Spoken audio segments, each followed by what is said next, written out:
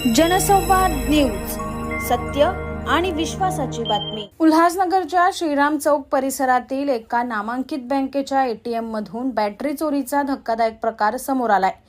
आरोपीने प्रथम हेल्मेट आणि मास्क घालून आपली ओळख लपवली, त्यानंतर टोपी घालून पुन्हा एटीएम मध्ये प्रवेश करत 3 बॅटऱ्या चोरून पळ काढलाय। ही संपूर्ण घटना एटीएम मधील सीसीटीव्ही कॅमेऱ्यामध्ये कैद झाली असून त्याच आधारे विठलवाडी पोलिसांनी तपास सुरू केलाय।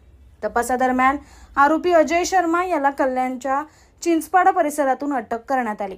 पोलिसांच्या प्राथमिक तपासात मौजमस्ती आणि पैशासाठी आरोपी बॅटरी चोरी करून त्याची विक्री करत असल्याची माहिती समोर आली। दरम्यान आरोपीवर यापूर्वीही असे गुन्हे दाखल आहेत का, तसेच इतर ठिकाणीही एटीएम बॅटरी चोरी केली आहे का, याचा सखोल तपास पोलीस करत आहेत। भर दिवसा अशा प्रकारे एटीएम मधून चोरी होणे हा कायदा सुव्यवस्थेचा गंभीर प्रश्न बनला असून परिसरातील सुरक्षेवर प्रश्नचिन्ह उपस्थित झाले आहे। विठलवाडी पोलीस स्टेशन अंतर्गत संबंधित बॅटरी चोरीचा प्रकार होता। यामध्ये एटीएम मधल्या ज्या बॅटऱ्या आहेत तो चोरायचा।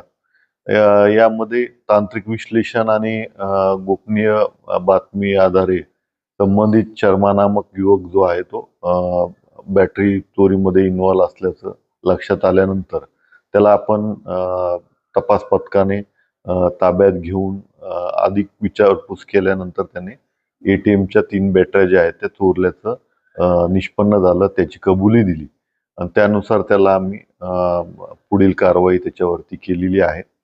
आणखी काही गुन्ह्यामध्ये तो इन्व्हॉल्व आहे का किंवा त्याचा सहभाग आहे का, या दृष्टीने आपला विठलवाडी पोलीस स्टेशनचे जे तपासी अधिकारी आहेत त्यांचा तपास सुरू आहे।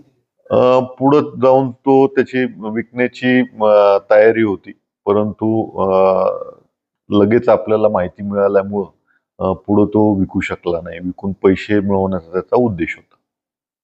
जनसंवाद न्यूज, सत्य आणि विश्वासाची बातमी। आजच सबस्क्राइब करून बेल आयकॉनला क्लिक करा आणि पहा ताज्या घडामोडींचा अचूक अंदाज आपल्या मोबाईलवर।